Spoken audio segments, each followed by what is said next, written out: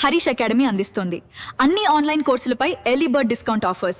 Group 2, SI, constable, GPO, JLM మరియు JL, DL. Full course ఏదైనా ₹699 మాత్రమే. కోర్స్ వాలిడిటీ 6 నెలలు. ఈ ఆఫర్ మే 27 నుండి జూన్ 5 వరకు మాత్రమే. సులభంగా జాబ్ సాధించే విధంగా లెజెండరీ ఫ్యాకల్టీచే రూపొందించబడిన standard and updated online classes. 3 లక్షల మందికి పైగా పర్చేస్ చేసిన ఆన్లైన్ క్లాసెస్. మరెందుకు ఆలస్యం? వెంటనే హరీష్ అకాడమీ యాప్ను డౌన్లోడ్ చేసుకోండి, విజయం సాధించండి. Harish the best academy phone 8341116915.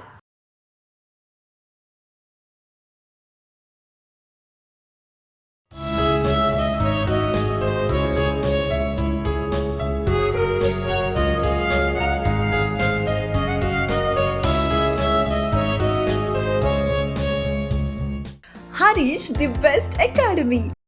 Good evening everyone. Welcome to the Harish Academy. This is Pratap. Today we will discuss May 29th, 2026 current affairs in detail. ఇవాళ మన ఫస్ట్ టాపిక్ ఒక ఇంపార్టెంట్ స్కీమ్, ఒక ముఖ్యమైన scheme అండి. Sarthak PDS పథకం కొనసాగింపునకు కేంద్ర మంత్రివర్గం ఆమోదం. సార్థక్ పీడిఎస్ స్కీమ్ని కంటిన్యూ చేయాలి అని చెప్పేసి union cabinet decision తీసుకునింది.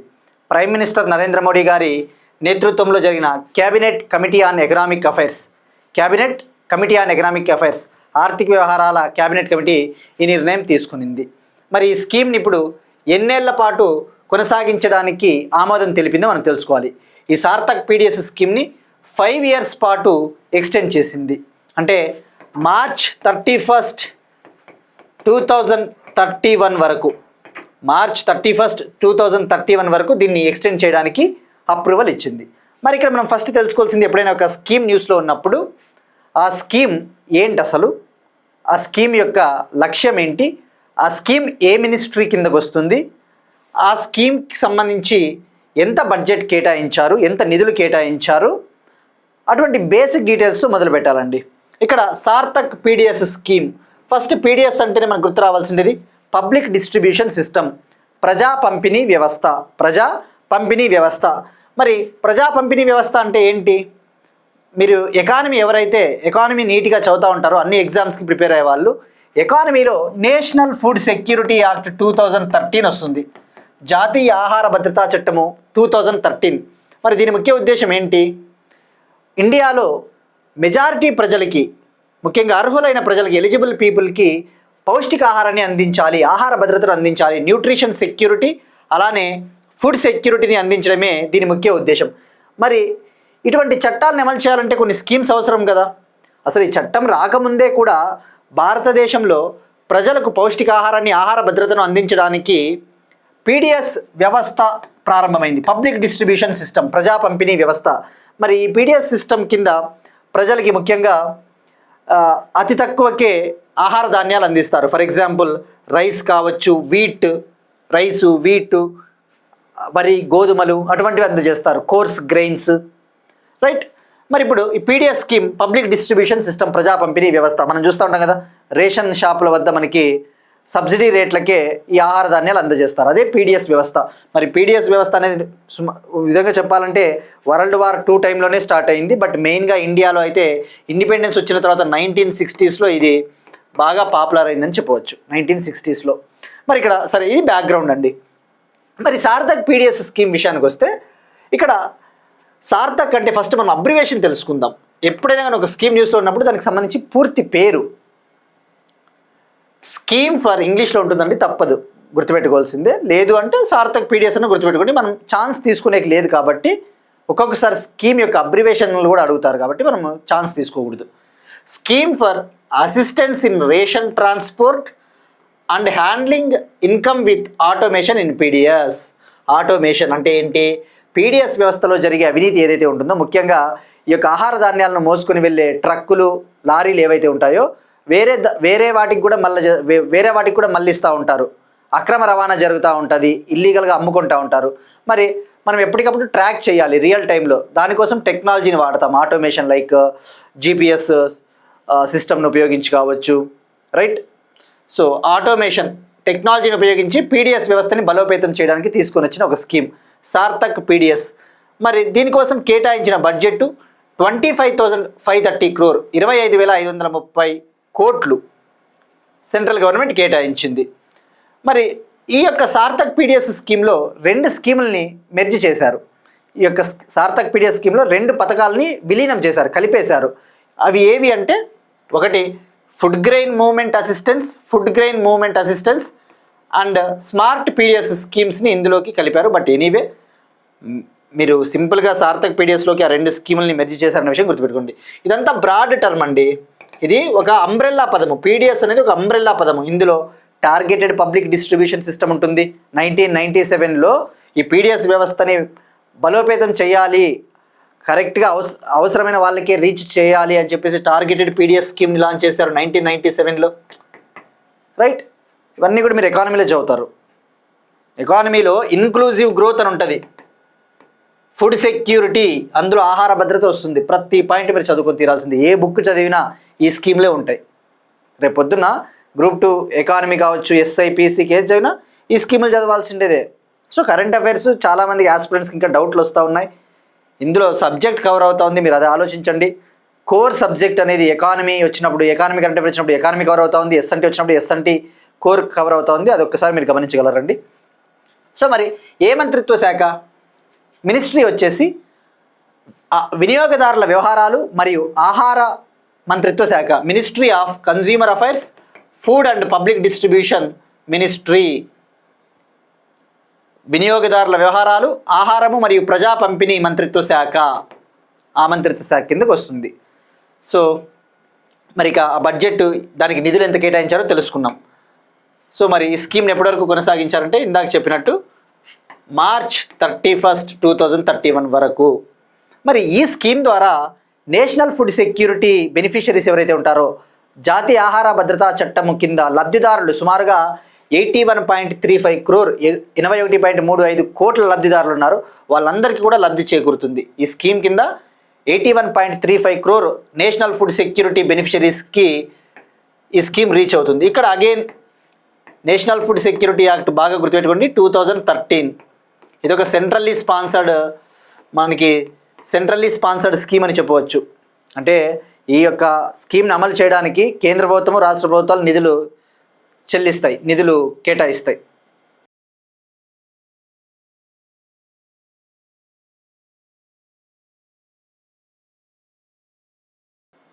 Next one, politics సంబంధించి సుప్రీంకోర్టుకు 5 కొత్త న్యాయమూర్తులు.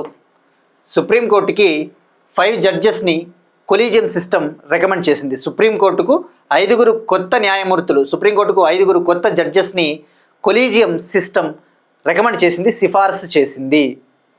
మరి ఇక్కడ ఫస్ట్ మనం కొలీజియం గురించి తెలుసుకోవాలా.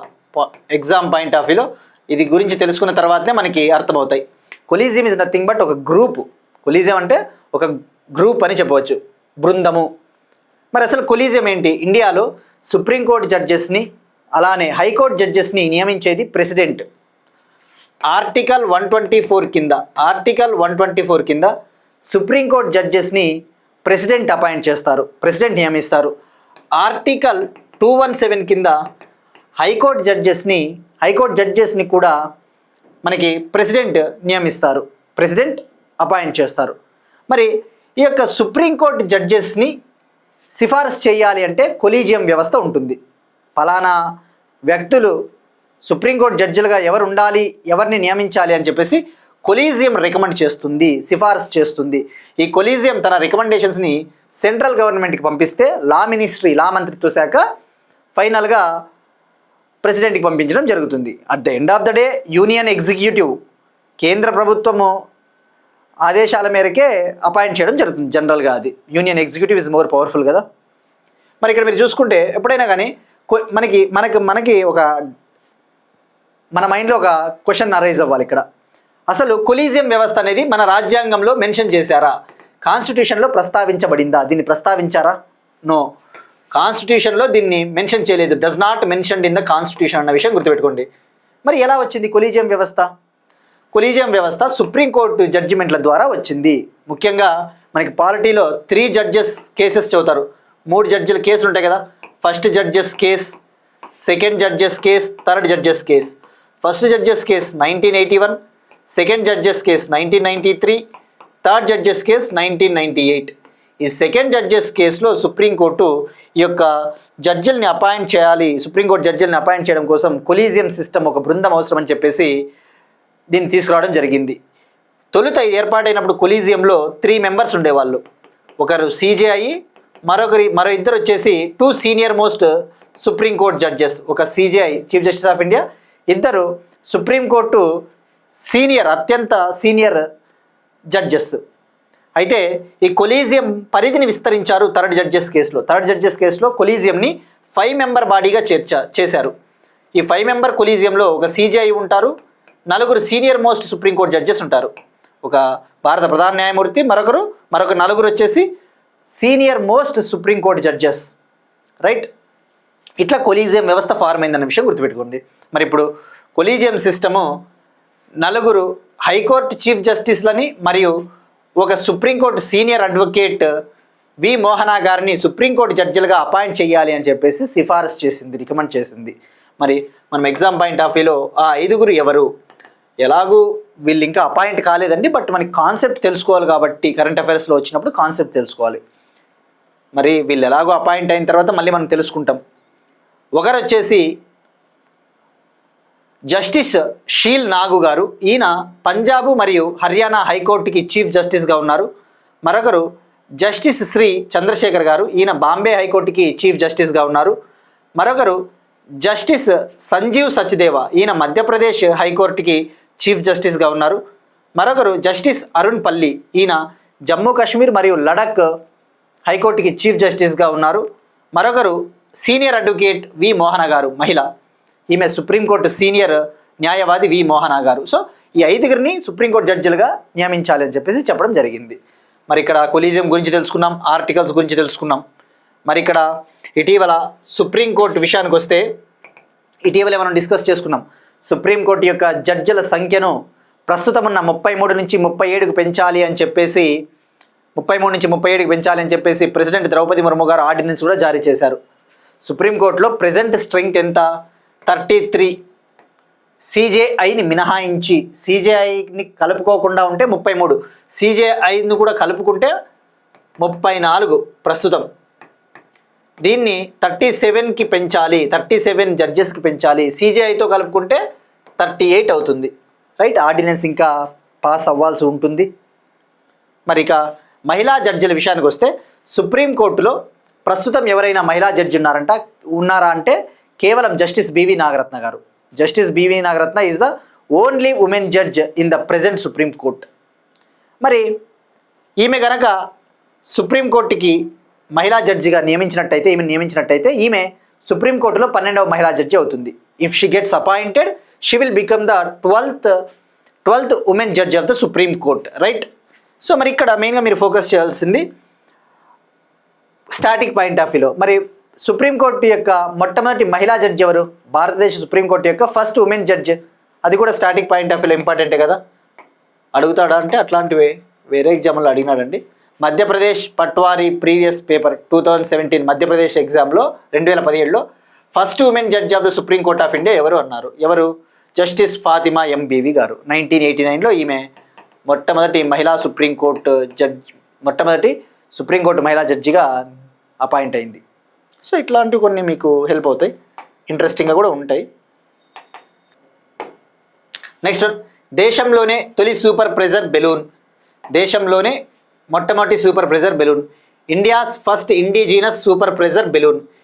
భారతదేశం మొట్టమొదటి స్వదేశీ సూపర్ ప్రెజర్ బెలూన్. మరి దీన్ని లాంచ్ చేశారండి. ఫస్ట్ సూపర్ ప్రెజర్ బెలూన్ అంటే ఏంటో తెలుసుకోవాలి.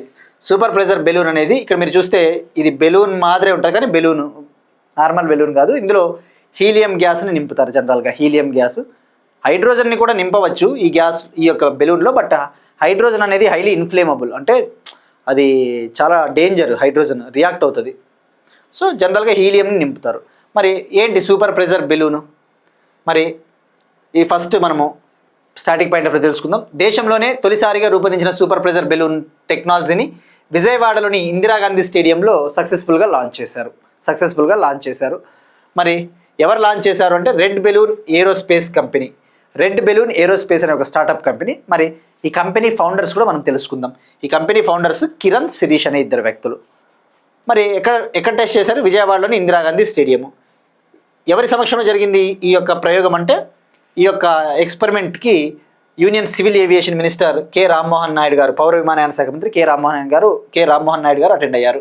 మరి దీన్ని ఆంధ్రప్రదేశ్ గవర్నమెంట్ కోఆపరేషన్తో ఈ ప్రాజెక్ట్ని లాంచ్ చేశారు. ఆంధ్రప్రదేశ్ ప్రభుత్వ సహకారంతో సనా అనే ప్రాజెక్టులో భాగంగా, మిషన్ సనా అనే ప్రాజెక్టులో భాగంగా ఈ బెలూన్ని లాంచ్ చేశారు. ఈ యొక్క బెలూన్ పేరు వచ్చేసి విస్తా అని పేరు పెట్టారు. విస్తా మిషన్ సనా red balloon aerospace company, AP government help. మరి ఇక్కడ మెయిన్గా ఫోకస్ చేయాల్సింది ఫస్ట్ ఏంటిది, ఈ సూపర్ ప్రెజర్ బెలూన్ని ఎంత హైట్లో లాంచ్ చేశారంటే, ఎర్త్ సర్ఫేస్ నుంచి 25 కిలోమీటర్స్ హైట్ వరకు పంపించారు దీన్ని. భూమి నుంచి 25 కిలోమీటర్ల ఎత్తు వరకు దీన్ని పంపించారు. మరి అసలు ఏంటి సూపర్ ప్రెజర్ బెలూన్స్ని ఎందుకు యూజ్ చేస్తారు అంటే, మనకి 25 kilometres above the earth surface అంటేనే మనకు జనరల్గా గుర్తు రావాల్సినది స్ట్రాటోస్పియర్ కదా. స్ట్రాటోస్పియర్ జాగ్రఫీలో చదువుతారు. Troposphere, stratosphere, mesosphere, ionosphere, exosphere అని చెప్పేసి. Stratosphere why it is necessary, మనకి ఫ్లైట్స్ ఇవి సేఫ్గా వెళ్ళాలి అంటే స్ట్రాటోస్పియరే కదా చాలా కీలకం, ఇంపార్టెంట్. మరి ఈ యొక్క సూపర్ ప్రెజర్ బెలూన్స్ ఎందుకు యూజ్ చేస్తారు, మనకి పర్పస్ ఏంటి? జనరల్గా వాతావరణానికి సంబంధించిన సమాచారాన్ని సేకరించడము, ఈ యొక్క ఎర్త్ అట్మాస్ఫియర్కి సంబంధించి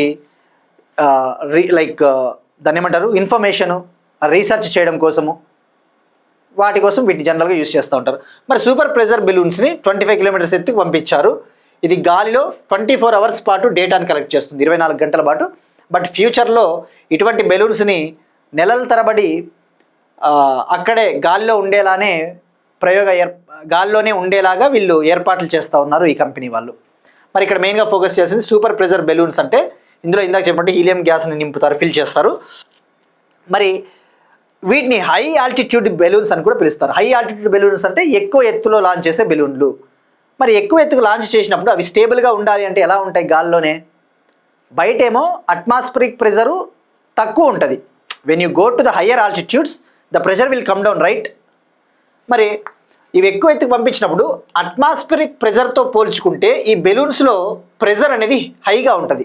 అట్మాస్ఫిరిక్ పీడనంతో పోల్చుకుంటే ఈ బెలూన్స్లో పీడనం ఎక్కువగా ఉంటుంది, అప్పుడు అవి స్టేబుల్గా ఉంటాయి. సో దీస్ పాయింట్స్ ఇవన్నీ కూడా అనలిటికల్లో హెల్ప్ అవుతాయండి మీకు. అన్నీ కూడా which of the following statements are true regarding super pressure balloons అంటాడు. Which of the following statements are true regarding super pressure balloons అన్నప్పుడు ఇలాంటివి అడుగుతాడు. మరి ఇక్కడ ఇటువంటి సూపర్ ప్రెజర్ బెలూన్ టెక్నాలజీ ఏ కంట్రీస్ దగ్గరైనా ఉందా అంటే, అమెరికా, చైనా, జపాన్, ఫ్రాన్స్ ఈ కంట్రీల వద్ద ఉంది.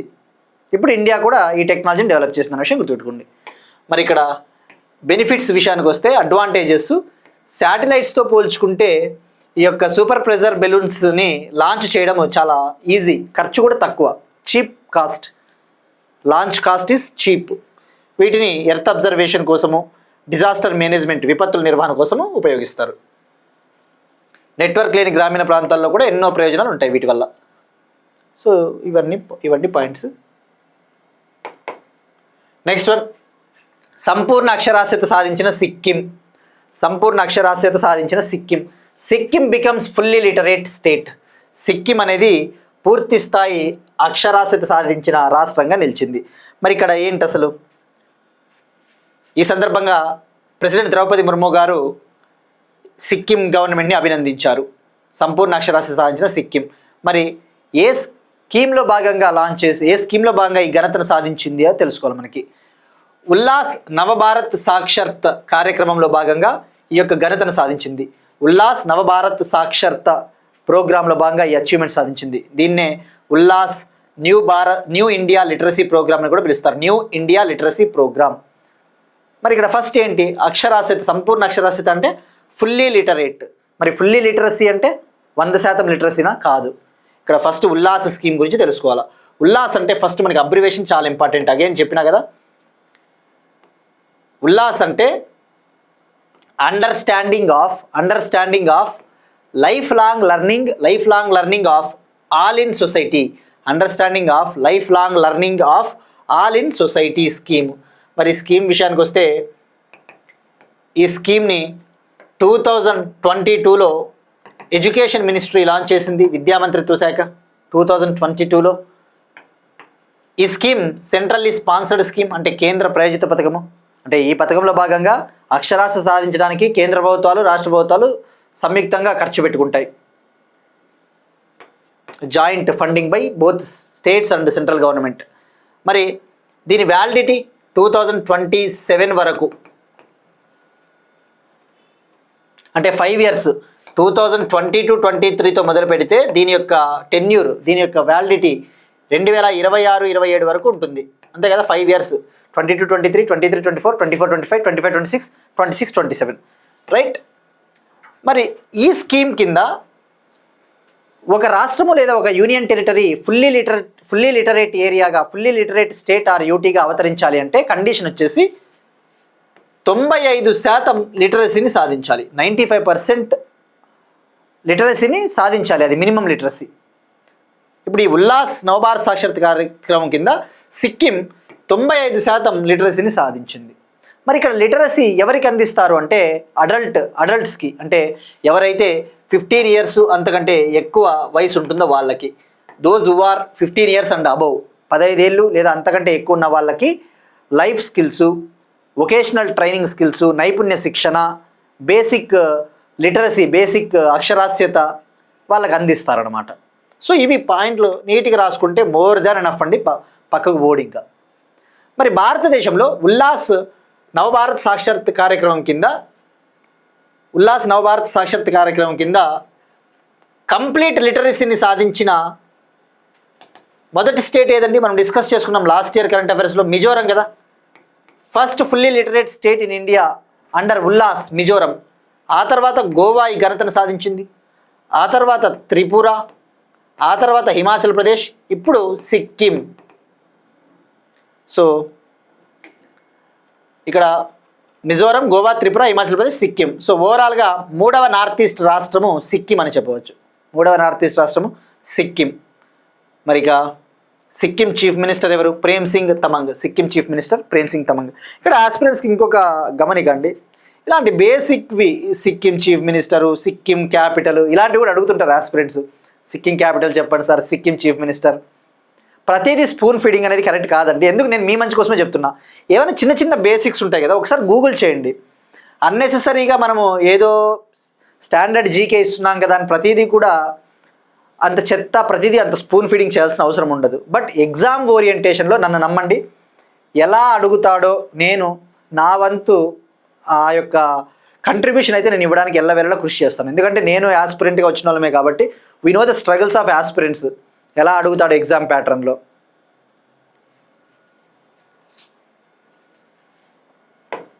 సో ఇక్కడ ఇవి గుర్తుపెట్టుకోండి, మిజోరం, గోవా, త్రిపుర, హిమాచల్ ప్రదేశ్, ఇప్పుడు సిక్కిం. సో ఓవరాల్గా ఈ యొక్క ఉల్లాస్ స్కీమ్ కింద అక్షరాస్యతను ఫుల్లీ లిటరసీని సాధించిన 5వ రాష్ట్రము సిక్కిం. ఇక నెక్స్ట్ టాపిక్, సిక్కిం పోలీస్కు president's police colour medal. Sikkim పోలీస్కు president's police colour medal. Sikkim పోలీస్కి ప్రెసిడెంట్స్ పోలీస్ కలర్ మెడల్ని ప్రదానం చేశారు ప్రెసిడెంట్ ద్రౌపది ముర్ము గారు. మరి ఇక్కడ ఫస్ట్ మనం ఫోకస్ చేయాల్సింది ప్రెసిడెంట్స్ కలర్ అనేది ఇది ఒక ఎంబ్లం అండి. భారతదేశంలోని ఏదైనా రాష్ట్ర లేదా యూనియన్ టెరిటరీకి సంబంధించిన పోలీస్ ఫోర్స్కి ఇచ్చే అత్యున్నత పురస్కారం. ఇండియాలోని స్టేట్ ఆర్ యూటీకి సంబంధించిన పోలీస్ ఫోర్స్కి ఇచ్చే హయ్యెస్ట్ హానర్, భారతదేశంలోని పోలీస్ దళాలకు ఇచ్చే అత్యున్నత పురస్కారం అని చెప్పవచ్చు. మరి అత్యుత్తమ సర్వీస్ చేసినందుకు గాను ఈ అవార్డుని ఇవ్వడం జరుగుతుంది. ఇది ఒక ఎంబ్లం. ఈ యొక్క ప్రెసిడెంట్స్ పోలీస్ కలర్ సందర్భంగా ఇచ్చే ఎంబ్లం ఏదైతే ఉంటుందో ఆ ఎంబ్లంని ఆ యొక్క పోలీస్ బృంద సభ్యులు వాళ్ళ యొక్క లెఫ్ట్ స్లీవ్ పైన, వాళ్ళ ఎడమ భుజం పైన, ఆ యూనిఫామ్ పైన ధరిస్తారు. They will wear it on left sleeve of the uniform, right. So అది రాసుకోండి. మరి వీటినే నిషాన్ అవార్డ్స్ అని కూడా పిలుస్తారు. నిషాన్ మనం డిస్కస్ చేసుకున్నామండి ఈ టాపిక్ ఆల్రెడీ ఇటువంటిది.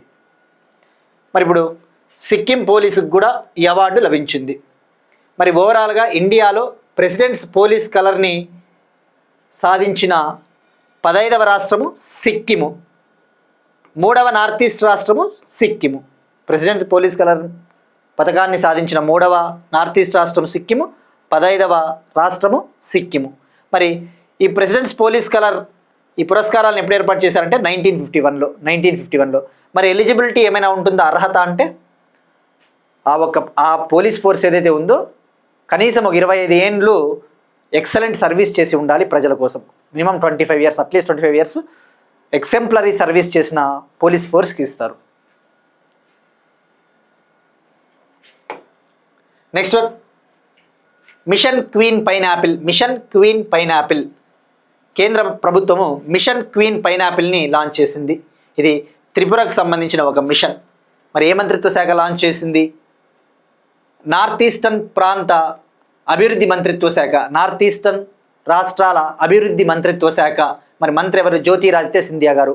Ministry of development of north eastern region ఈ స్కీమ్ని లాంచ్ చేసింది. ఈ స్కీమ్ పేరేంటి? Mission queen pineapple.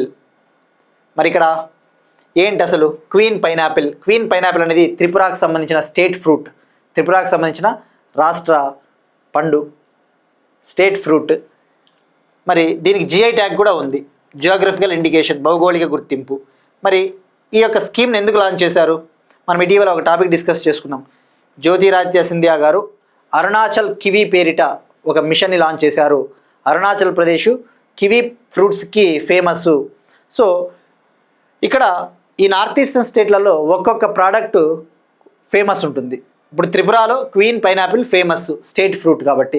మరి యూఎస్పీ ఆఫ్ త్రిపురలో భాగంగా దీన్ని లాంచ్ చేశారు. ఇక్కడ యూఎస్పీ అంటే మనం చెప్పుకున్నాం కదండి, యూనిక్ సెల్లింగ్ ప్రపోజిషన్ అంటే ఏంటి? యూనిక్నెస్ అంటే ఇక లైక్ ఆ రాష్ట్రానికే ఒక ప్రత్యేకంగా యూనిక్నెస్ అని అర్థం. సో యూనిక్ సెల్లింగ్ ప్రపోజిషన్లో భాగంగా లాంచ్ చేశారు. ఇది 236 కోట్ల project, 236 crore project, 3 year project, 3 ఏళ్ల పాటు ఈ ప్రాజెక్ట్ అమల్లో ఉంటుంది. మరి ఈ ప్రాజెక్ట్ ముఖ్య ఉద్దేశం ఏంటి? ఈ ప్రాజెక్ట్ ముఖ్య ఉద్దేశం వచ్చేసి లైక్ ఆ యొక్క క్వీన్ పైనాపిల్ని సాగు చేయాలి, వాటిని ఎగుమతి చేయాలి, తద్వారా రైతుల ఆదాయాన్ని పెంచాలి. ఆ క్వీన్ పైనాపిల్ కల్టివేషన్ని ఇంక్రీజ్ చేయాలి, ఎక్స్పోర్ట్స్ని పెంచాలి, బ్రాండ్ వాల్యూని ఇంక్రీజ్ చేయాలి. సో ఇది Tripura chief minister Manik Saha. Anyway, so ఇది అండి mission queen pineapple, USP of Tripura. Next one, Telangana current affairs. ఒక ఇంపార్టెంట్ పోర్టల్ లాంచ్ చేశారు తెలంగాణ ప్రభుత్వము. ఎంఎస్ఎంఈ గ్రీనింగ్ పోర్టల్ని లాంచ్ చేసిన తెలంగాణ ప్రభుత్వము. తెలంగాణ ఐటీ మినిస్టర్ శ్రీధర్ బాబు గారు ఎంఎస్ఎంఈ గ్రీనింగ్ పోర్టల్ని లాంచ్ చేశారు. మరి పేర్లను ఉంది ఎంఎస్ఎంఈ. ఇది ఎంఎస్ఎంఈల అభివృద్ధి కోసం, మైక్రో స్మాల్ మీడియం ఎంటర్ప్రైజెస్ని డెవలప్ చేయడం కోసం, సూక్ష్మ చిన్న మధ్య తరహా పరిశ్రమల్ని అభివృద్ధి చేయడం కోసం లాంచ్ చేసిన పోర్టల్. దీన్ని ర్యాంప్ ప్రోగ్రాంలో భాగంగా లాంచ్ చేశారు. మరి ఇక్కడ మనము ర్యాంప్ ప్రోగ్రామ్ అంటే ఏంటో తెలుసుకోవాలా. ర్యాంప్ ప్రోగ్రామ్ మనం డిస్కస్ చేసుకున్నామండి లాస్ట్ ఇయర్ కరెంట్ అఫైర్స్లో. ఎంఎస్ఎంఈ మంత్రిత్వ శాఖ 2022లో ర్యాంప్ అనే ఒక స్కీమ్ని లాంచ్ చేసింది. ర్యాంప్ అనే స్కీమ్ని ఎంఎస్ఎంఈల కోసం. మరి ఇక్కడ ఫస్ట్ ర్యాంప్ అంటే rising and accelerating MSME performance programme. ఏ మంత్రిత్వ శాఖ? MSME ministry. మరి దీని ముఖ్య ఉద్దేశం ఏంటి? ర్యాంప్ ముఖ్య ఉద్దేశము ఎంఎస్ఎంఈలకి అవసరమైన క్రెడిట్, అవసరమైన ఆర్థిక సహకారము, అవసరమైన మార్కెటింగ్ సదుపాయాలు, మార్కెటింగ్ ఫెసిలిటీస్ కల్పించడమే దీని మెయిన్ ఆబ్జెక్టివ్. మరి ఇప్పుడు తెలంగాణ లాంచ్ చేసిన ఎంఎస్ఎంఈ గ్రీనింగ్ పోర్టల్ యొక్క ముఖ్య ఉద్దేశం ఏంటి? మెయిన్ ఆబ్జెక్టివ్ ఈ ర్యాంప్ స్కీమ్కి సంబంధించిన సమాచారాన్ని, ఇన్ఫర్మేషన్ని తెలంగాణ ఎంఎస్ఎంఈలకు అందించేందుకు లాంచ్ చేసిన ఒక పోర్టల్. ర్యాంప్ స్కీమ్కి సంబంధించిన ఇన్ఫర్మేషన్ని అందించడం కోసం లాంచ్ చేసిన ఒక పోర్టల్. ఇందులో భాగంగా ఎంఎస్ఎంఈ అసెస్మెంట్ టూల్ కిట్ని కూడా లాంచ్ చేశారు. సో ఇక్కడ గుర్తుపెట్టుకోండి, ర్యాంప్ ప్రోగ్రాంలో భాగంగా లాంచ్ చేసింది తెలంగాణ ప్రభుత్వం. ఇక్కడ అన్ని ఎగ్జామ్స్కి ప్రిపేర్ అయ్యే వాళ్ళు ఎకానమీలో మీరు ఏ ఎగ్జామ్కి ప్రిపేర్ అయినా ఎకానమీలో ఇండస్ట్రియల్ డెవలప్మెంట్ అనే ఒక చాప్టర్ చదువుతారు. Industrial development policy, industrial development in Andhra Pradesh, industrial development in Telangana, industrial development in India. మరి వివిధ రకాల ఎంఎస్ఎంఈల గురించి, స్టార్టప్ కంపెనీల గురించి చదివేటప్పుడు స్కీమ్లు అనేవి చాలా ఇంపార్టెంట్. ఇక్కడ ర్యాంప్ స్కీమ్ గురించి తెలుసుకోవాలి. ర్యాంప్ అనేది 5 years ప్రాజెక్ట్. ఇది కూడా లాంచ్ చేసింది ఎంఎస్ఎంఈ మినిస్ట్రీ. 2022లో లాంచ్ చేశారు. 2022-23 నుంచి 2026-27 వరకు ఈ పథకం అమల్లో ఉంటుంది. ఇది వరల్డ్ బ్యాంక్ సహకారంతో నడిచే ఒక పథకం, వరల్డ్ బ్యాంకు సపోర్ట్తో నడిచే ఒక ప్రోగ్రాము. దీన్ని నిర్వహించే body, administrative body or nodal agency national MSME council, జాతీయ ఎంఎస్ఎంఈ కౌన్సిల్ దీని అమలు తీరుని పర్యవేక్షిస్తుంది. మరి దీనికోసం కేటాయించిన బడ్జెట్ 6062.45 crore. దీనికోసం ఓవరాల్గా కేటాయించిన నిధులు 6062.45 కోట్లు. ఇందులో ప్రపంచ బ్యాంకు ఎంత ఇస్తుందంటే వరల్డ్ బ్యాంక్ 3750 crore ఇస్తుంది. రిమైనింగ్ వచ్చేసి గవర్నమెంట్ ఆఫ్ ఇండియా ఇస్తుంది. రిమైనింగ్ భారత ప్రభుత్వము ఇస్తుంది. ఎంత ఇస్తుందంటే 2312.45 crore, 2312.45 కోట్లు. అంటే ఓవరాల్గా ర్యాంప్ ప్రోగ్రామ్ అనేది సెంట్రల్ సెక్టార్ స్కీమ్ అని అర్థమవుతుంది. సెంట్రల్ సెక్టార్ స్కీమ్ అంటే కంప్లీట్గా ఇది కేంద్ర ప్రభుత్వ పథకము, వరల్డ్ బ్యాంక్ సహకారంతో నడిచే పథకము. ఇది చాలా ఇంపార్టెంట్. నెక్స్ట్ వన్, బయోడైవర్సిటీ, జీవ వైవిధ్యానికి సంబంధించి 110 ఏళ్ల తర్వాత మళ్ళీ కనిపించిన అరుదైన తుమ్మెద. అరుణాచల్ ప్రదేశ్లో 110 ఏళ్ల తర్వాత మళ్ళీ కనిపించింది ఒక అరుదైన తుమ్మెద. అరుణాచల్ ప్రదేశ్లో ఆఫ్టర్ 110 years ఒక రేర్ డ్రాగన్ ఫ్లై స్పీషీస్ని సైంటిస్టులు డిస్కవర్ చేశారు. మరి దాని పేరేంటి? Rare dragonfly. Dragonfly అంటే తెలుగులో తుమ్మెద. దాని పేరు వచ్చేసి long tailed dusk hawker. Long tailed dusk hawker. మరి ఎక్కడ కనుగొన్నారు? అరుణాచల్ ప్రదేశ్లోని Namdapha national park tiger reserve. Arunachal ప్రదేశ్లోని నమ్దపా టైగర్ రిజర్వ్లో కనుగొన్నారు దీన్ని. మరి దీని శాస్త్రీయ నామం ఇంపార్టెంట్ కదా. శాస్త్రీయ నామం వచ్చేసి గైనకాంతా కాసియాకా. దీని సైంటిఫిక్ నేము గైనకాంతా కాసియాకా. ఇది ఒడోనట అనే ఆర్డర్కు చెందిన తుమ్మెద. ఒడోనట అనే ఆర్డర్కు చెందిన డ్రాగన్ ఫ్లై. డ్రాగన్ ఫ్లైస్ అయినా డేమ్స్ ఫ్లైస్ అయినా ఒడోనట అనే ఆర్డర్కు చెందినవి. యాక్చువల్లీ 2024 అక్టోబర్లోనే దీన్ని కనుగొన్నారండి. కానీ ఇప్పుడు ఒక జర్నల్లో ఇది మళ్ళీ ఇప్పుడు జర్నల్లో కనబడింది కాబట్టి ఇప్పుడు ఈనాడు పేపర్లో ఇవ్వడం జరిగింది. మరి చివరిసారిగా అరుణాచల్ ప్రదేశ్లో ఎప్పుడు కనబడిందంటే 1914లో అబోర్ హిల్స్ ప్రాంతంలో. 1914లో అబోర్ హిల్స్ అని ఉంటాయి. అబోర్ కొండల్లో 1914లో చివరిసారిగా నమోదు చేశారు. ఇక్కడ ఆస్పిరెంట్స్కి నేను మళ్ళీ చెప్పేది ఒకటే అండి, ఎన్విరాన్మెంట్ బయోడైవర్సిటీ మీరు చదివేటప్పుడు బయోడైవర్సిటీ హాట్స్పాట్స్ అని చదువుతూ ఉంటారు. ఇవి వన్స్ అండి, నీట్గా నోట్స్ రాసుకోండి, ఈజీగా మీకు గుర్తుండిపోతాయి. జనరల్గా మీరు అబ్జర్వ్ చేస్తే ఈ నార్త్ ఈస్ట్ రాష్ట్రాల్లో ఎప్పుడు ఎక్కువగా ఈ తుమ్మెదలు కావచ్చు, పాములు, తేళ్ళు ఇటువంటివి ఎక్కువగా ఎందుకు కనబడతా ఉంటాయి? అక్కడ రెయిన్ ఫారెస్ట్స్, వర్షాలు భారీగా కురిసే అడవులు ఉంటాయి. వాటిని బయోడైవర్సిటీ హాట్స్పాట్స్ అంటారు. జీవ వైవిధ్యం ఎక్కువగా ఉండే ప్రాంతాలని బయోడైవర్సిటీ హాట్స్పాట్స్. మరి ఇండియాలో బయోడైవర్సిటీ హాట్స్పాట్స్ ఎన్ని ఉన్నాయండి? 4 ఉంటాయి కదా. ఇవి ఎన్విరాన్మెంట్లో చదువుతారు మీరు, ఏ బుక్ చదివినా. 4 బయోడైవర్సిటీ హాట్స్పాట్స్ ఉంటాయి. ఒకటి హిమాలయాలు, మరొకటి ఇండో బర్మా ప్రాంతము. ఇండో బర్మా ప్రాంతం అంటే నార్త్ ఈస్టు, బంగ్లాదేశు, మ్యాన్మారు ఇవి వస్తాయి. వెస్ట్రన్ ఘాట్స్ పశ్చిమ కనుమలు. సుందాల్యాండ్ అని వస్తుంది. సుందాల్యాండ్ అంటే ఈ యొక్క సౌత్ ఈస్ట్ ఏషియా ఉంది కదా, Thailand, Singapore, Brunei, even Nicobar islands కూడా, నికోబార్ దీవులు కూడా సుందాల్యాండ్ బయోడైవర్సిటీ హాట్స్పాట్స్లోకి వస్తుంది. ఇక్కడ జీవ వైవిధ్యం ఎక్కువగా ఉంటుంది. ఇవి రాసుకోండి.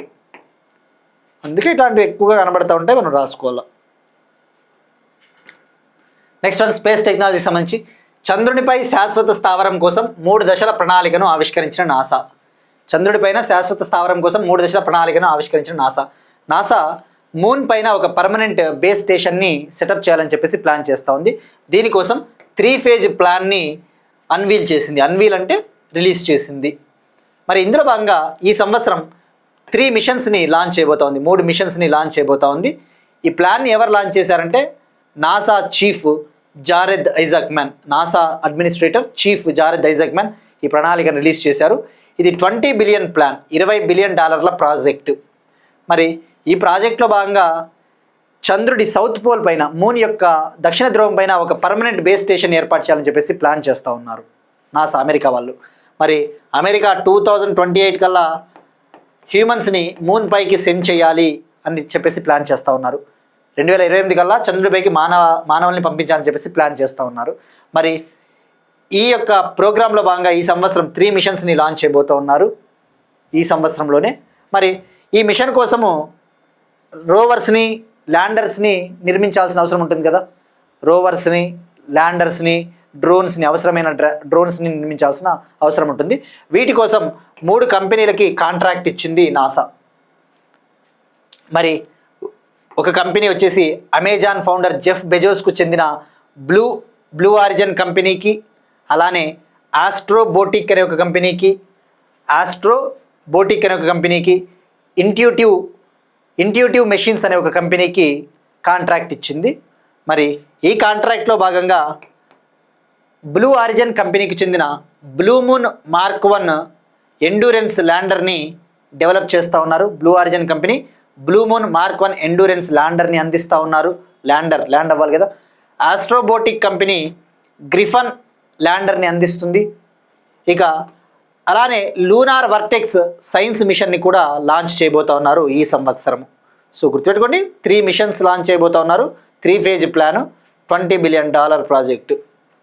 ఇక ఇండియా అయితే 2040 కల్లా హ్యూమన్స్ని మూన్ పైకి సెండ్ చేయాలని చెప్పేసి ప్లాన్ చేస్తూ ఉన్నారు. 2040 కల్లా చంద్రుడిపైకి మనుషుల్ని పంపాలని చెప్పేసి ప్లాన్ చేస్తూ ఉన్నారు. అదే చైనా అయితే 2030 కల్లా. Next one, national health accounts 2022-23 report. Ministry of health and family welfare, ఆరోగ్య మంత్రిత్వ శాఖ నేషనల్ హెల్త్ అకౌంట్స్ 2022-23 రిపోర్ట్ని రిలీజ్ చేసింది. మరి రిపోర్ట్ దేనికి సంబంధించిందంటే ఇండియాలో ప్రజా ఆరోగ్యం కోసము ప్రజలు ఎంత ఖర్చు చేస్తూ ఉన్నారు, ప్రభుత్వం ఎంత ఖర్చు చేస్తుందని చెప్పేసి ఒక రిపోర్టు. ఇండియాలో హెల్త్ సెక్టార్ పైన గవర్నమెంట్ ఎంత స్పెండ్ చేస్తూ ఉంది, పీపుల్ ఎంత స్పెండ్ చేస్తూ ఉన్నారు అని చెప్పేసి. మరి ఈ రిపోర్టు ప్రకారము ఇండియాలో ప్రజా ఆరోగ్యం కోసం ప్రభుత్వం చేసే వ్యయం పెరిగింది, తద్వారా ప్రజలపైన భారం తగ్గింది.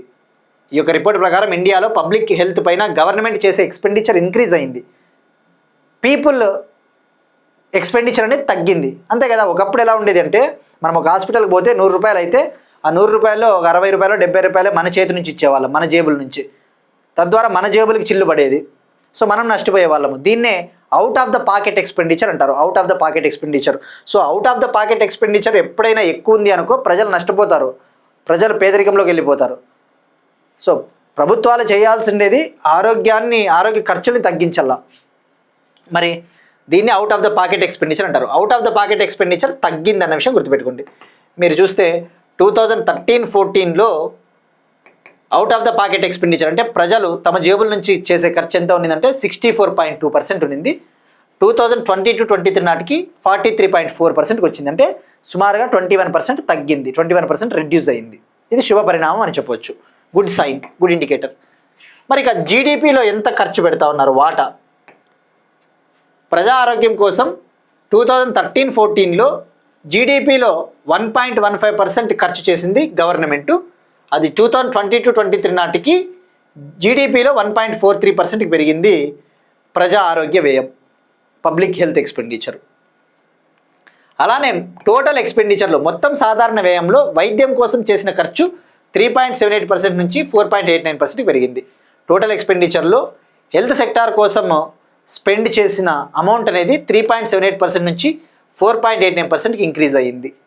ఇక తలసరి ప్రభుత్వ వ్యయం తీసుకుంటే ఈ 10 ఏళ్ల కాలంలో తలసరి ప్రభుత్వ వైద్య వ్యయం అనేది 1042 రూపీస్ నుంచి 2786కి పెరిగింది. అంటే పర్ క్యాపిటా గవర్నమెంట్ ఎక్స్పెండిచర్, ఒక పర్సన్ పైన గవర్నమెంట్ ఎంత ఎక్స్పెండిచర్ చేస్తూ ఉంది అంటే 1042 రూపీస్ నుంచి 2786కి ఇంక్రీజ్ అయ్యింది.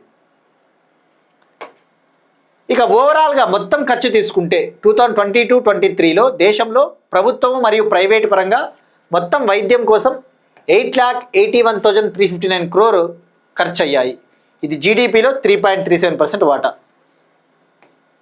ఓవరాల్గా 2022-23లో ఇండియాలో గవర్నమెంటు ప్రైవేట్ సెక్టార్ కలిపి హెల్త్ కోసం 8,81,359 crore స్పెండ్ చేశాయి. జీడిపిలో 3.37% వాటా అని చెప్పవచ్చు ఓవరాల్గా గవర్నమెంట్ ప్రైవేట్ సెక్టార్ కలిపి. మరి ఇందులో గవర్నమెంట్ షేర్ వచ్చేసి 43.7%, ప్రభుత్వ వాటా 43.72%. అంటే ఏంటి దాని అర్థము? ఇండియాలో ఇప్పటికీ ప్రజా ఆరోగ్యం పైన ప్రైవేట్ సెక్టారే ఎక్కువ ఖర్చు పెడతా ఉంది. In India still private sector is spending more amount than government. That is not a good sign. Again అది మంచిది కాదు.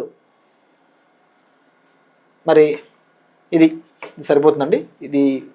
ఈ పాయింట్ మంచిగా గుర్తుపెట్టుకోండి. ఇది the most important point. Out of the pocket expenditure ఎంత తగ్గింది అనేసి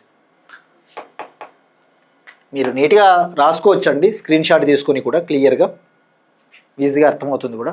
మనం చెప్పింది ఇక్కడ ఉంది అంతే. నెక్స్ట్ వన్ స్పోర్ట్స్కి సంబంధించి ISSF shooting world cup 2026, ISSF shooting world cup 2026, ప్రపంచ రికార్డుతో ఈషా స్వర్ణం. ఐఎస్ఎస్ఎఫ్ షూటింగ్ వరల్డ్ కప్ 2026 జర్మనీలోని మ్యూనిచ్లో జరుగుతూ ఉంది. ఇందులో హైదరాబాద్కు చెందిన షూటర్ ఈషా సింగ్ అనే ఈ ఉమెన్ షూటర్, మహిళా షూటరు వరల్డ్ రికార్డు సృష్టించి గోల్డ్ మెడల్ సాధించింది. మరి వరల్డ్ రికార్డ్ ఏ ఈవెంట్లో అంటే ఉమెన్స్ 25 మీటర్స్ పిస్టల్ ఫైనల్లో, మహిళల 25 మీటర్ల పిస్టల్ ఫైనల్లో ఈమె టాప్ ప్లేస్తో నిలిచి ఇండియాకి ఈ టోర్నమెంట్లో ఫస్ట్ మెడల్ అందించింది.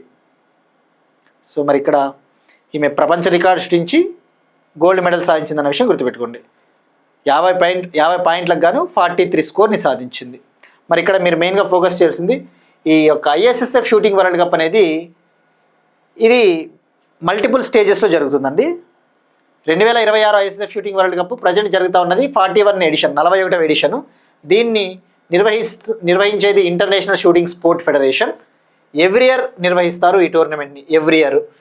మరి ప్రజెంట్ అయితే ఈ ఐఎస్ఎస్ఎఫ్ షూటింగ్ వరల్డ్ కప్ అనేది 8 కంట్రీల్లో జరుగుతుంది.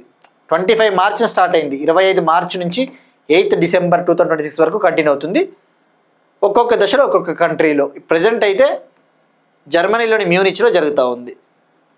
తంగీరు, గ్రెనడా, ఆల్మటీ, మ్యూనిచ్, లొనాటో, హాంగ్జూ, ఖైరో, రోమ్తో ముగుస్తుంది. సో ప్రజెంట్ జర్మనీ మ్యూనిచ్ మే 24 నుంచి మే 31 వరకు జరుగుతుంది. వన్స్ ఈవెంట్ ముగిసిన తర్వాత ఇండియాకి ఎన్ని మెడల్స్ వచ్చాయో మనం తెలుసుకుందాం.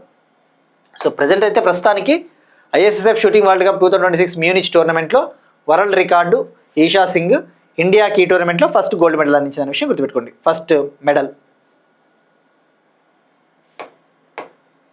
Next one, Indian open para athletics championship 2026లో తన సొంత రికార్డును బద్దలు కొట్టిన భారత javelin thrower Sumit Antil. Indian open para athletics championship 2026లో తన సొంత రికార్డును బద్దలు కొట్టిన భారత javelin thrower Sumit అంతిల్.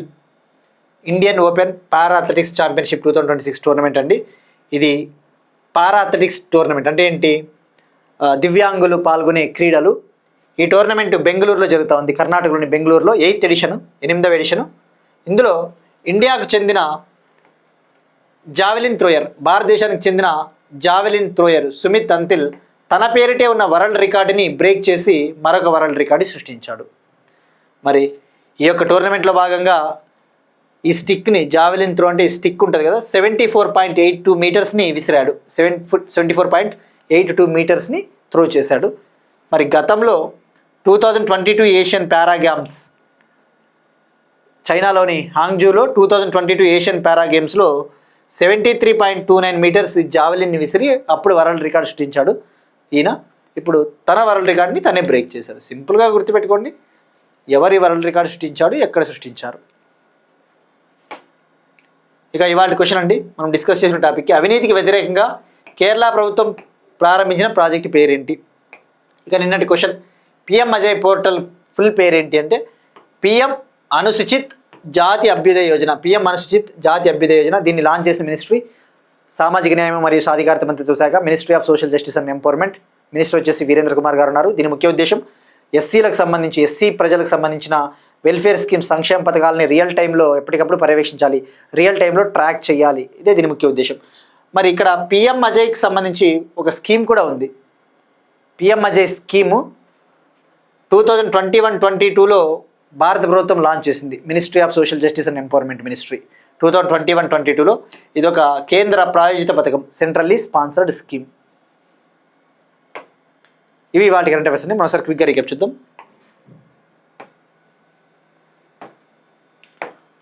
Sarthak PDS scheme, సుప్రీంకోర్టుకు 5 కొత్త న్యాయమూర్తులు, దేశంలోనే తొలి సూపర్ ప్రెజర్ బెలూన్, సంపూర్ణ అక్షరాస్యత సాధించిన Sikkim, mission queen pineapple Tripura, MSME greening portal Telangana, 110 ఏళ్ల తర్వాత మళ్ళీ కనిపించిన అరుదైన తుమ్మెద, చంద్రునిపై శాశ్వత స్థావరం కోసం 3 దశల ప్రణాళిక NASA, national health accounts 2022-23 report, ISSF shooting world cup 2026 Munich, Indian open para athletics championship 2026. That's it. These are today's current affairs. We'll meet you again tomorrow and thank you everyone.